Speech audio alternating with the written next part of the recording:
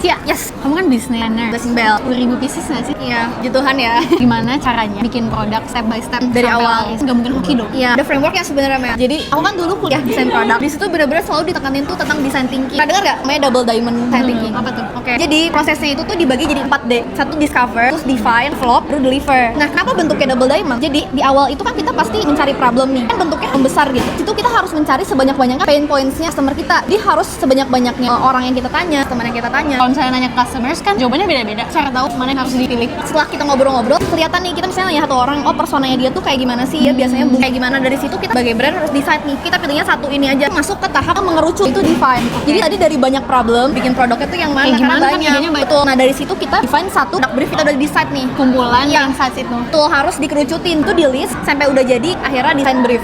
Dari design brief baru kita bikin proses ke develop. Nah develop ini besar lagi. Kayak MVP-nya dong. Betul, testing. Kita planner gitu, kita bikin beberapa jenis untuk cover atau enggak jenis isi untuk dites. Jadi dari tadi kita udah bikin sebanyak-banyaknya, harus mengerucut lagi. Satu doang mungkin di tahap deliver ini, makanya kalau kalian lihat di prosesnya itu tahap nge-listen, kita harus receive feedback sebanyak-banyaknya. Aku biasanya internal testing, terus user testing juga. Setelah itu baru kita pilih nih yang menurut mereka paling nyaman gitu. Nah baru dari situ di satu solution di akhir. Tapi kalau misalnya jadi solusi terus dijual, ada kemungkinan nggak sih produknya ternyata nggak laku? Bisa. Nah itu makanya kalau dari sini solution, balik lagi ke sini. Dari solution itu ada pain point apa lagi nih yang didapetin orang, terus cover lagi gitu-gitu. Kayak gitu terus. Nah teman-teman tadi kan main ribet ya, aku kuliah tuh 4 semester. Cuman kalau misalnya kalian pengen yang simple, bisa baca aja di sini. Karena semuanya sebenarnya ada di sini. Ini mudah dimengerti banget. Aku udah baca sampai habis. Ini buku tentang bisnis dan product development. Tapi kalau kita ngembangin bisnis atau kita ngembangin produk, frameworknya tuh banyak banget. Ada BML Loop, ada Double Diamond. Jadi ini pakai yang cocok aja. Check out the gray area. Thank you.